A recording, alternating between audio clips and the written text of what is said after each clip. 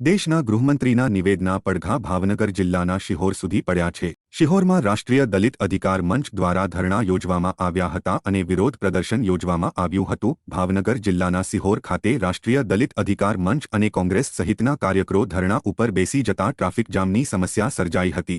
જો કે દેશના ગૃહમંત્રી અમિત શાહના ફોટાને સળગાવતા પોલીસ દ્વારા આ તમામની અટકાયત કરાઈ હતી। રાષ્ટ્રીય દલિત અધિકાર મંચે અમિત શાહના રાજીનામાની માંગ સાથે ધરણા યોજ્યા હતા, જો કે ટીંગાટોળી કરીને અટકાયત કરવામાં આવી હતી।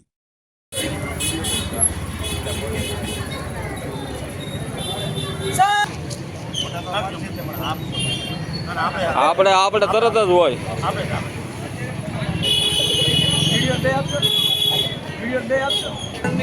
ઉજવણી કરી રહ્યા હોય ત્યારે આપણે બાબા સાહેબ આંબેડકરને યાદ કરીને સચેત નમન કરવા જોઈએ, એમનો આભાર માનવો।